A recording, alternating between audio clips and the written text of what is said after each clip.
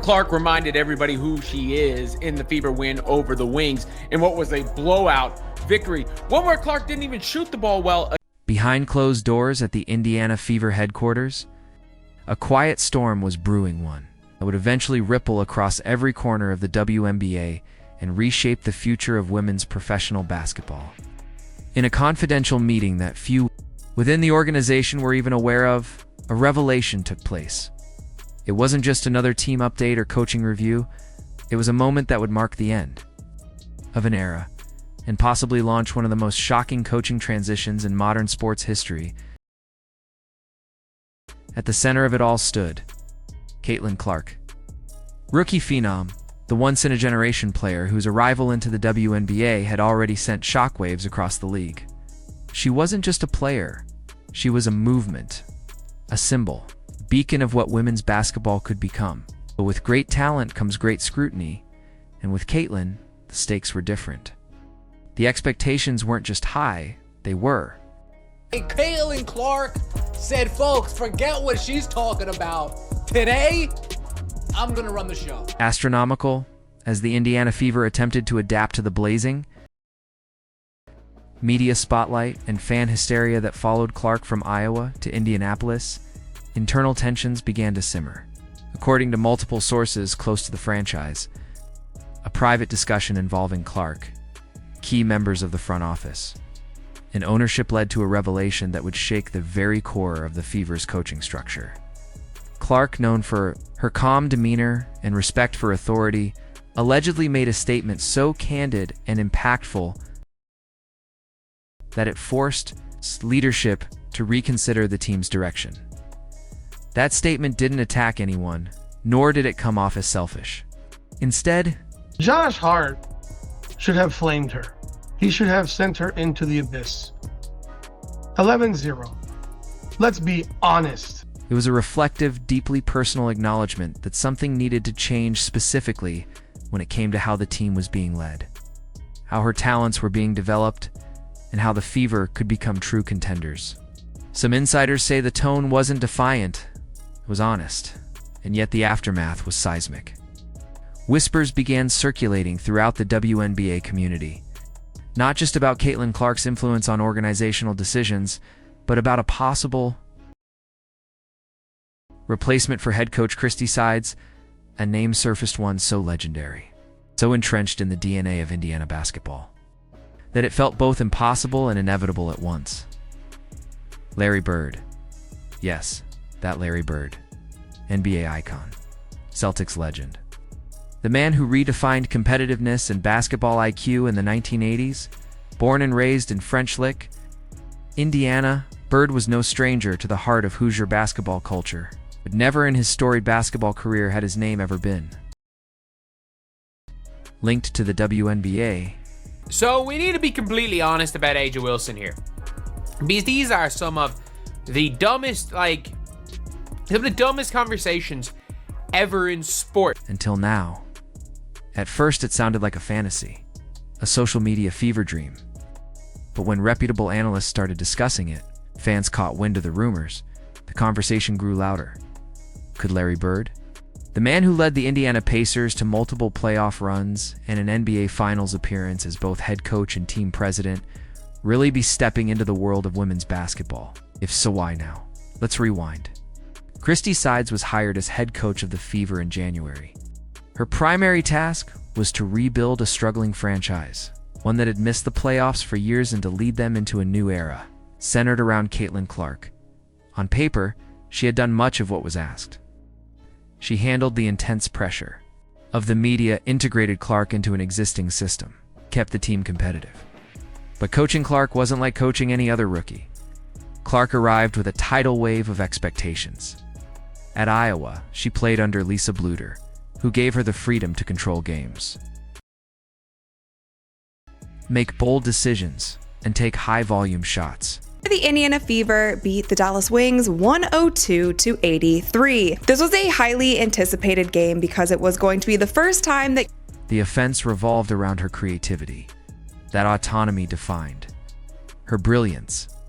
Transitioning into a more structured WNBA system under Sides meant adaptation, but it also meant sacrifice.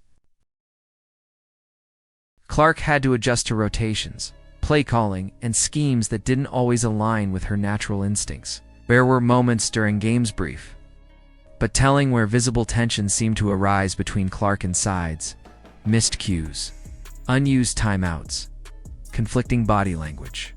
Nothing overt, but enough for fans and analysts alike to ask, was this pairing truly working?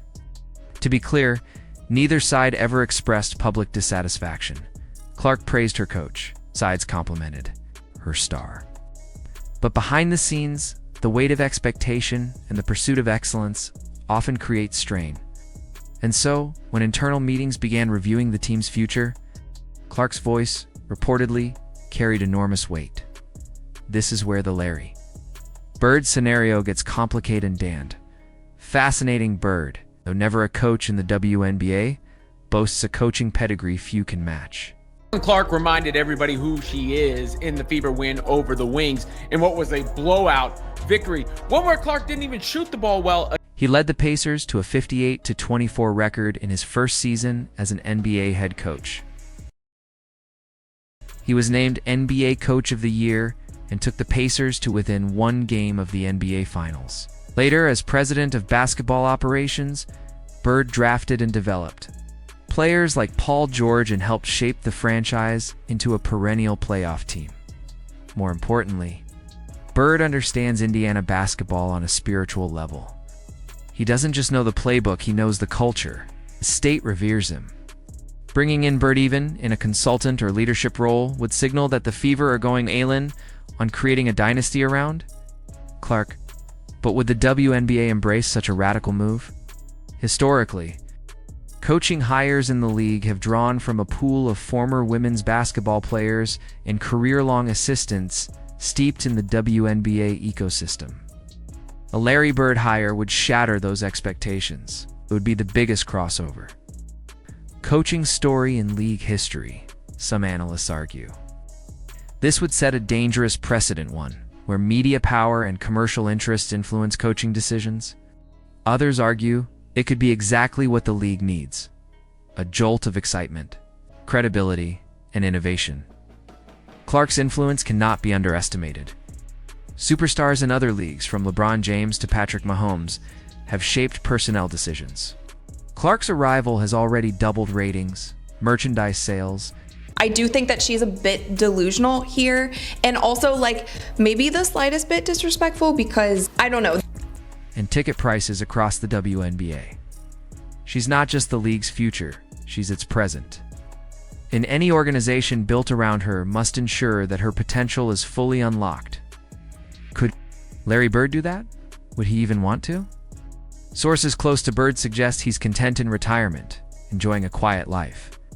But Bird has always been a competitor. The idea of mentoring a transcendent player in his home state might be one of the few challenges capable of reigniting his basketball passion. Then again, this may not be about Bird himself, but about what his name symbolizes: a willingness to break the mold. If the Fever don't bring Bird in, they might still consider another unconventional hire, someone with NBA roots. Perhaps a former male player or coach who brings a fresh perspective. Legal complexities also emerge. Christy Sides is under contract. Removing her would likely involve buyouts, renegotiations, and PR management. The WNBA's structure requires league approval for coaching hires, especially high-profile ones that could overshadow the league itself. But even with those hurdles, the Fever are in a unique position. They have a generational player. They have national attention. They have sponsors lining up.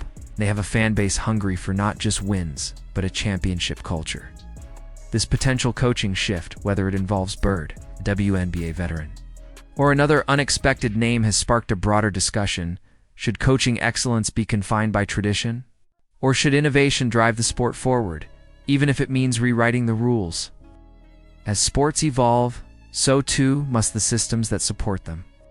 Maybe the question isn't whether Larry Bird is the right coach for the Indiana Fever, but whether the WNBA is ready to open its doors to a new era of cross-pollination, where the best basketball minds, regardless of background or gender, work together to elevate the game. Caitlin Clark may not have asked for this power, but she now holds it, and how the Fever respond will echo through every WNBA franchise, every locker room, and every boardroom. This is no longer just about basketball. This is about legacy, about courage, about redefining what women's sports can be. So now the world watches. Will Indiana take the leap? Let us know in the comments, should the WNBA embrace bold hires like Larry Bird? Do legends from the men's game belong in the women's league? Or should the league protect its traditions and grow from within? Tap like if you're following this story and hit subscribe so you don't miss the next chapter in what may become the biggest revolution in WNBA history.